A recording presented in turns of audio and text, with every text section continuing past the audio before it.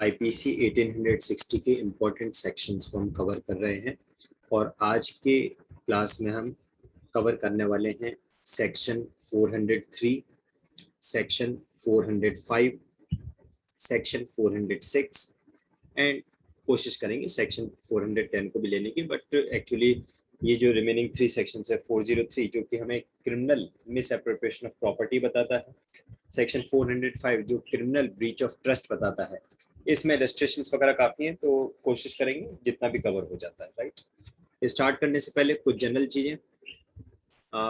IPC 1860, it is an act number 45 of 1860. This was enacted. बताइए मुझे date of enactment क्या है IPC का, अगर याद है तो चैट बॉक्स में लिख के बताइए। 6 अक्टूबर 6 अक्टूबर। देन ईयर इज 1860 बिल्कुल करेक्ट है, गुड। और डेट ऑफ एनफोर्समेंट क्या है? 1 Jan 1862 correct, and it was enforced from 1 जनवरी 1862। 2 साल लग गए इसको एनफोर्समेंट में आने में, right. And it is an act number 45 of 1860। अब हम पढ़ रहे हैं हम थेफ्ट, एक्सटॉर्शन, रॉबरी, डेकॉइटी, ये ऑलरेडी अपनी पिछले 2 दिन में हम कवर कर चुके हैं और इसी सीक्वेंस में आगे बढ़ते हुए हम आज पढ़ने वाले हैं, शुरू करने वाले हैं सेक्शन 403 से, जो हमें बताता है dishonest miss appropriation of property. किसी प्रॉपर्टी को डिसऑनेस्ट मिस एप्रोप्रिएशन करना। डिसऑनेस्ट की अगर हम बात करें, so dishonestly have been defined under section 24 of IPC। Chapter number 2 में सारे डेफिनेशंस दे रखी हैं, जनरल एक्सप्लेनेशंस। तो सेक्शन 24 हमें डिसऑनेस्टली की डेफिनेशन बताता है और वही यहाँ पे हम शुरू करने वाले हैं। That is whoever dishonestly misappropriates or converts to his own use any movable property। Clear words में इंडिकेट कर रहा है that this section that is 403 applies only on movable property, a property which is not attached to the earth, जो जंगम संपत्ति है, जो चल संपत्ति है, उसके ऊपर ये अप्लाई होता है। shall be punished with imprisonment of either description for a term which may extend to का मतलब होता है कि कम भी किया जा सकता है, ज्यादा भी किया जा सकता है, सॉरी कम भी किया जा सकता है और इतना भी दिया जा सकता है। सो which may extend to 2 years और विद फाइन का मतलब यह है कि सिर्फ फाइन लगा के भी पर्सन को रिलीज किया जा सकता है, और विद बोथ। अब बात ये आती है कि अगर आप सेक्शन 403 के कुछ इंग्रेडिएंट्स को डिस्कस करना चाहें तो पहला इंग्रेडिएंट इसमें बनता है डिसऑनेस्टली। अगर कोई एक्ट गुड फेथ में किया गया है तो उसे हम सेक्शन 403 में पनिशेबल नहीं मानेंगे, लेकिन वही एक्ट, सेम एक्ट अगर डिसऑनेस्ट इंटेंशन से किया जाता है तो उसे सेक्शन 403 में पनिशेबल माना जाएगा। दूसरी बात यह आती है इसमें, जो दूसरा इंग्रेडिएंट हमें ध्यान रखना है, that is it applies to movable property. Immovable property की अगर बात हो जाती है, लैंड, बिल्डिंग वगैरह की, तो उस पर ये एप्लीकेबल नहीं होगा। मूवेबल प्रॉपर्टी अगर है, मूवेबल प्रॉपर्टी में ऑर्नामेंट्स हो सकते हैं, फर्नीचर हो सकता है, कोई भी ऐसी एसेट, कोई भी ऐसी प्रॉपर्टी जो मूव की जा सकती, मूवेबल प्रॉपर्टी है, उसका मिस एप्रोप्रिएशन होता है तो वो सेक्शन 403 में आएगा। प्लस मिस एप्रोप्रिएट्स भी हो सकता है या फिर कन्वर्ट भी हो सकता है। क्या किया जा रहा है, कन्वर्ट किस तरह से, या मिस एप्रोप्रिएट किस तरह से? टू हिज ओन यूज, अपने यूज में लिया जा रहा है। कहने का मतलब ये, एक सिंपल सा मैं एग्जांपल दूं, रेलवे स्टेशन पे मैं टिकट की लाइन में, टिकट लेने के लिए लाइन में खड़ा हुआ और मेरे आगे भी एक पर्सन खड़ा था, उसके पास भी एक बैग था और मेरे पास में भी एक बैग था। दोनों ने बैग को जमीन पे रखा और जैसे ही वो टिकट लेके रवाना हुए पर्सन, दोनों का बैग बिल्कुल सेम टू सेम था, तो वो गलती से मेरा बैग उठा के चल दिए। उन्हें ऐसा लगा कि वो बैग उन्हीं का है और गलती से वो मेरा बैग उठा के चल दिए, क्योंकि दोनों बैग दिखने में बिल्कुल एक जैसे थे। जब वो ट्रेन में जाके बैठे और उन्होंने बैग को खोला, उनको अचानक से नजर आया कि ये बैग वो गलत उठा लाए हैं और उन्हें पता चला कि ये बैग उनका नहीं है। अब अगर वो इमीडिएटली वो बैग रिटर्न करने आ जाते हैं तो उनके ऊपर dishonest miss appropriation of property नहीं लगेगा, इवन थेफ्ट भी नहीं लगेगा, क्योंकि डिसऑनेस्ट इंटेंशन नहीं था। लेकिन और अभी तक जब बैग उनके पास में था वो भी गुड फेथ में था, वो उसे अपना ही समझ रहे थे। लेकिन इसी दौरान जब वो उस बैग को खोलते हैं और उसमें जो सामान वो देखते हैं तो उन्हें लगता है कि नहीं नहीं, ये सामान तो ठीक है, मेरा नहीं है, बट मैं ही रख लेता हूँ। अब ये क्या हो गया? अब ये dishonest miss appropriation of property हो गया। उन्होंने उस प्रॉपर्टी को अपने यूज में कन्वर्ट कर लिया, मिस एप्रोप्रिएट कर लिया। जब तक वो जानते, जब तक वो उसे अपना ही समझ रहे थे, तब तक वो dishonest miss appropriation of property में नहीं आ रहा था। लेकिन जब उन्हें पता चल गया कि ये प्रॉपर्टी उनकी नहीं है, अब जब ये ऐसा कर रहे हैं तो ये dishonest miss appropriation of property में आ जाता है और उनको पनिशमेंट दिया जा सकेगा 2 years तक का, या सिर्फ फाइन लगा के भी रिलीज किया जा सकता है, depending upon the value of the property which have been misappropriated. ठीक है, आगे देखिए, यहाँ पे कुछ इलस्ट्रेशंस दे रखे हैं, उन इलस्ट्रेशंस को भी हम एक बार गो थ्रू करेंगे। इलस्ट्रेशन नंबर ए हमारे पास में है, जो बताता है A takes property belonging to Z.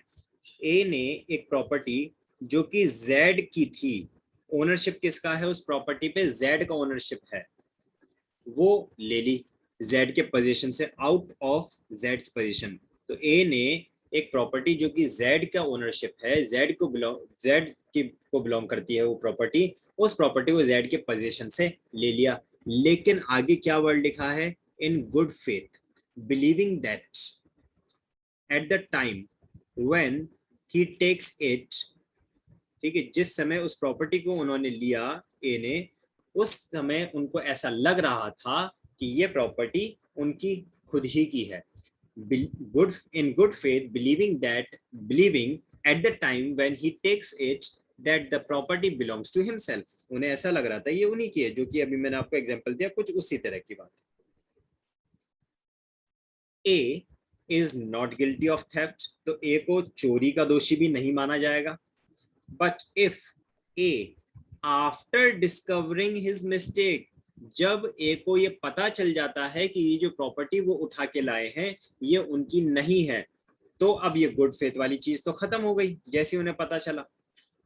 Dishonestly misappropriates the property to his own use, पता चलने के बाद में भी अगर उन्होंने उस प्रॉपर्टी को अपने स्वयं के उपयोग में ले लिया, he is guilty of an offense under this section, तो उन्हें सेक्शन 403 में dishonest miss appropriation of property का दोषी माना जाएगा। आपको उम्मीद करता हूं याद होगा, थेफ्ट को हमने पढ़ा था सेक्शन 378 में, और वहां पे भी मूवेबल प्रॉपर्टी की बात थी। मूवेबल प्रॉपर्टी को एक पर्सन के पोजीशन से लेके जा रहे थे, लेकिन डिफरेंस क्या आया सेक्शन 403 और 378 में? 378 में जिस समय पर्सन प्रॉपर्टी को मूव कर रहा है उसे उस समय पता है कि ये प्रॉपर्टी उसकी नहीं है, और सेक्शन 403 में जब ये पर्सन जो मूव करने वाला है, दैट इज इस इलस्ट्रेशन के हिसाब से ए, जब प्रॉपर्टी को मूव कर रहा था तब उसे ये पता नहीं था कि ये प्रॉपर्टी उसकी नहीं है। जब प्रॉपर्टी का मूवमेंट हो रहा था तब तक जो इंटेंशन था वो गुड फेथ में था, जबकि थेफ्ट में इनिशियल स्टेज पे ही इंटेंशन डिसऑनेस्ट हो जाता है। तो ये एक इसमें थोड़ा सा डिफरेंस है। एक और इलस्ट्रेशन को हम देखते हैं। इलस्ट्रेशन नंबर बी कहता है A being on friendly terms with Z, A और जेड क्या है? बहुत अच्छे दोस्त हैं आपस में।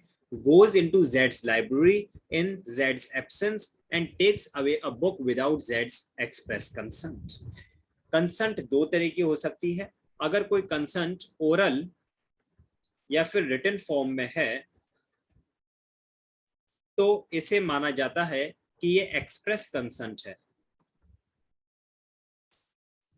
अगर ए मेरी लाइब्रेरी में आता है और मुझे पूछता है क्या मैं ये आपकी किताब ले जाऊं और मैं बोलता हूं कि हाँ ले जाइए, तो ये मेरी कौन सी कंसेंट है? ये एक्सप्रेस कंसेंट है।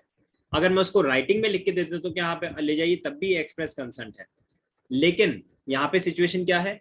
यहाँ पे जिस पर्सन की लाइब्रेरी से वो बुक ले जाई गई उस पर्सन की एब्सेंस में ले जा गई है, तो एक्सप्रेस कंसेंट तो नहीं है।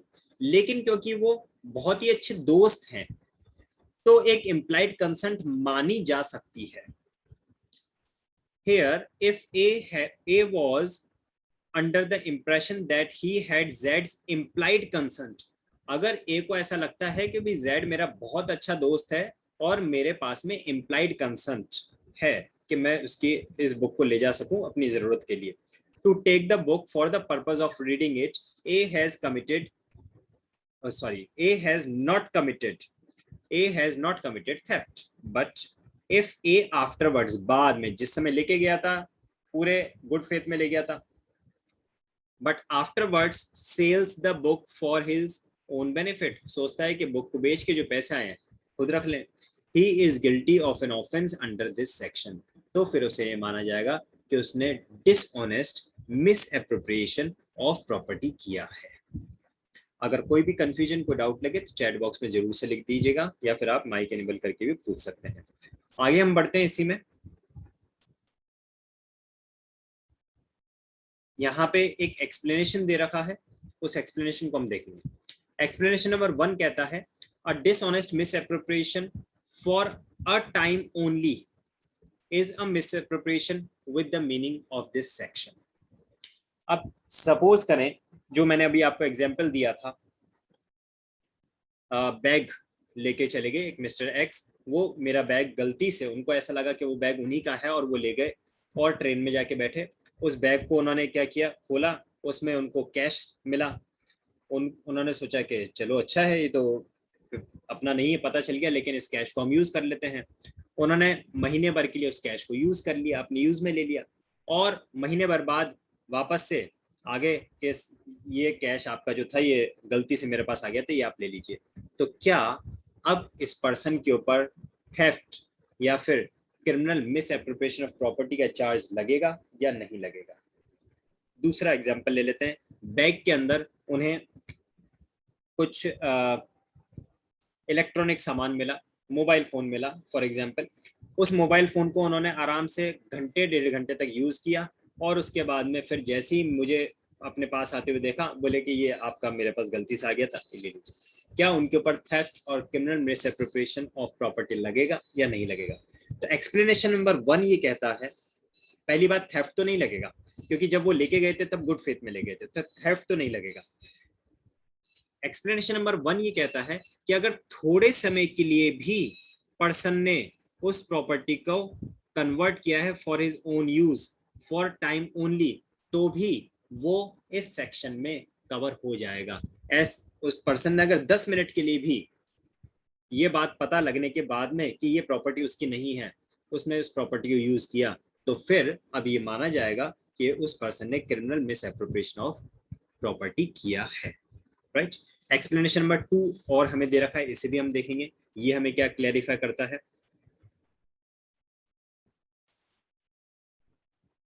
A person who finds property, अब यहाँ पे founder of the lost goods आप कह सकते हैं।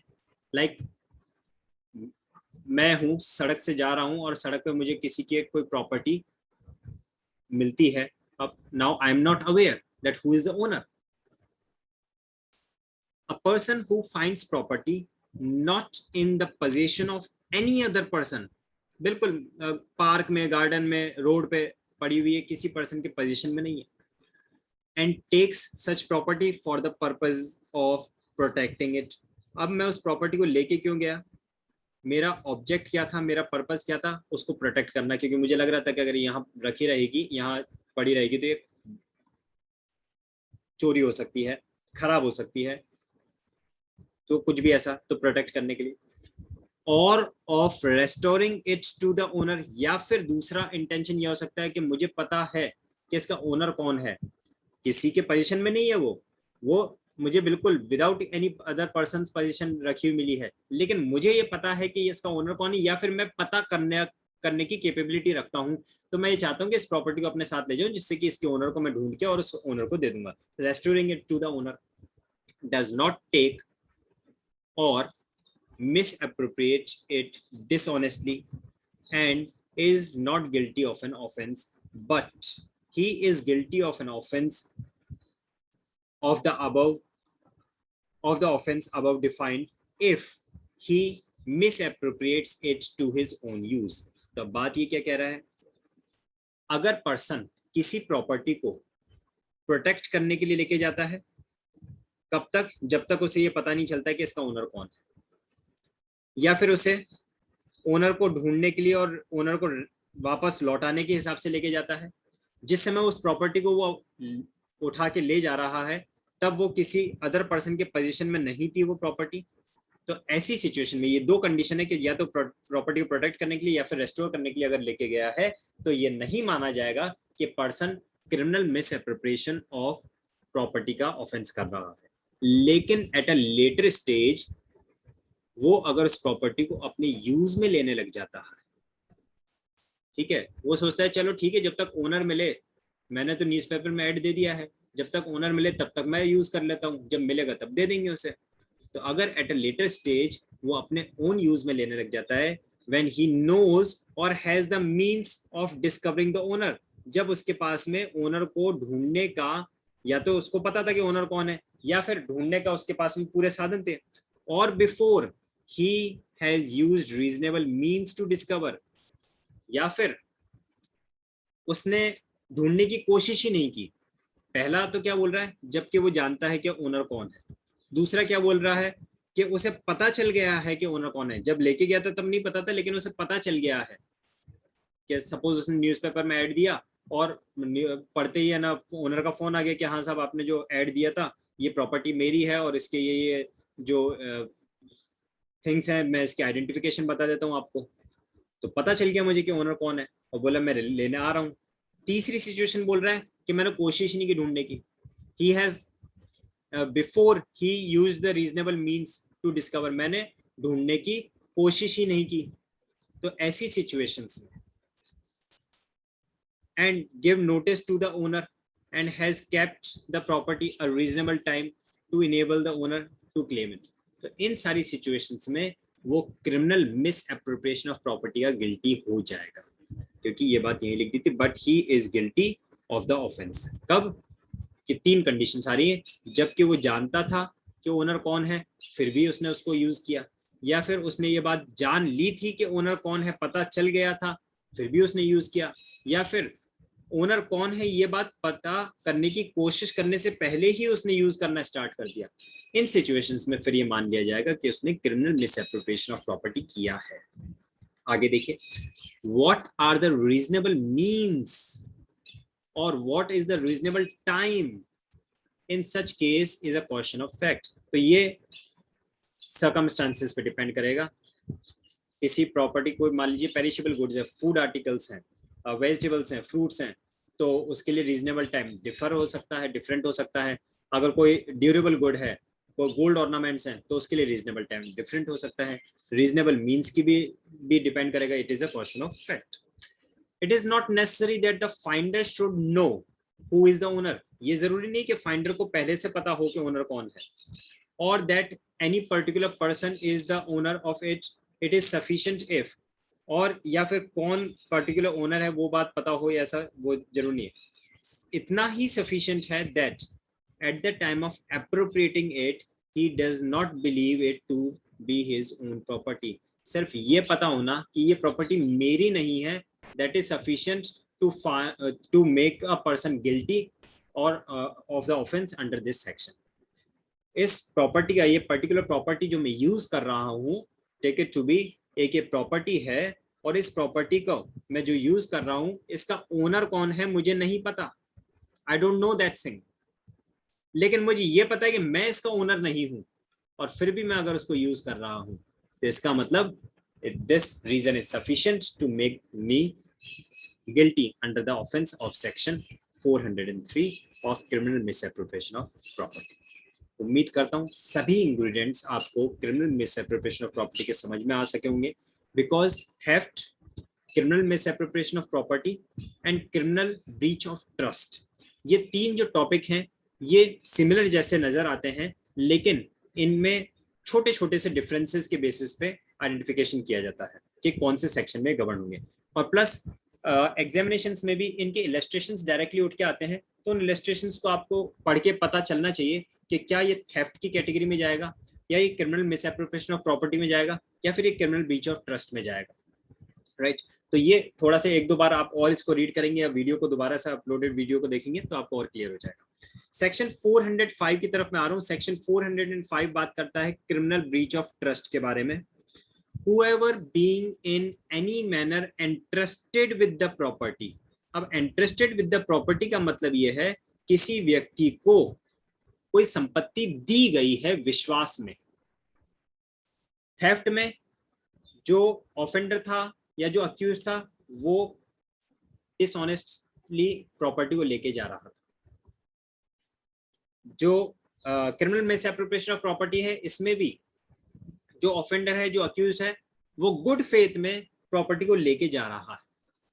लेकिन section 405 criminal breach of trust में जो ऑफेंडर है, जो अक्यूज है, वो खुद प्रॉपर्टी को लेके नहीं जा रहा है, बल्कि जो उस प्रॉपर्टी का ओनर है या फिर उस जो प्रॉपर्टी का पजेसर है या फिर उस प्रॉपर्टी पे जिसका डोमिनियन है, वो पर्सन खुद उस प्रॉपर्टी को दे रहा है। ठीक है, तो फॉर एग्जाम्पल मेरी प्रॉपर्टी मैंने आपको दी कि आप इसको थोड़ा संभाल के रखिएगा, मैं 2 महीने बाद आपसे ले लूंगा। तो ये मैंने आपके ऊपर क्या किया, I have entrusted the property to you. आपने नहीं लिए, मैंने खुद आपको दी है। आई हैव एंट्रस्टेड, विश्वास में मैंने आपको अपनी प्रॉपर्टी दी। और प्रॉपर्टी वर्ड लिखा है, तो कौन सी प्रॉपर्टी लोगे इसमें आप, मूवेबल लोगे या इमूवेबल लोगे? तो ऑब्वियसली जब कुछ नहीं लिखा है तो हम इसमें मूवेबल एंड इमूवेबल दोनों प्रॉपर्टी ले लेंगे। Right, whoever being in any manner entrusted with property or with any dominion over property dishonestly misappropriates or converts to his own use that property or dishonestly uses और disposes का मतलब आप cell भी मान सकते हैं, of that property in violation of any direction। जो उसका ओनर था उसने ऐसे कोई डायरेक्शन नहीं दिए थे कि आप इस प्रॉपर्टी को यूज कर लेना, या तो मैं आपको ये बोल के जाऊं कि भाई ये 2 महीने तक आप इस प्रॉपर्टी को अपने पास रखिए और 2 महीने तक आप चाहो तो यूज भी कर सकते हो। ठीक है, फॉर एग्जाम्पल मान लीजिए मैं सिटी से बाहर जा रहा हूँ और मैंने मेरी कार आपको दे दी कि भाई आप एक काम कीजिए, मैं 1 हफ्ते बाद आऊंगा, हफ्ते भर कार मेरे घर के बाहर खड़ी रहेगी, को खराब ना कर दे, आप अपने पास रख लीजिए, आप चाहो तो हफ्ते भर इसको यूज भी कर सकते हो। तो आप इस सिचुएशन में तो मैंने डायरेक्शंस दे रखे हैं आपको, तो कोई दिक्कत वाली बात नहीं, आप यूज करते तो। लेकिन मैंने सिर्फ ये कहा कि भाई आप इस कार को रखना अपने पास में और ध्यान रखना इसका, और मेरे जाने के बाद में आप उस कार को आराम से पूरे शहर में घुमा रहे। तो क्या हो गया, मेरे जो डायरेक्शंस थे उनका आपने वायोलेशन किया है। मैंने आपको यूज करना अलाउ नहीं किया था, बट आपने कार को यूज कर लिया। Right, so directions of law prescribing the mode in which such trust is to be discharged or of any legal contract express or implied, या फिर अदर कोई लीगल मैनर में अगर कोई कॉन्ट्रैक्ट है उसमें जो बातें लिखी गई हैं उनको वायोलेट करते हुए, which he has made touching the discharge of such trust or willfully suffers any other persons so to do commit criminal breach of trust। इसको याद रखने के लिए एक वर्ड अगर आप याद रख लेते हैं, that is breach of trust, that will be sufficient।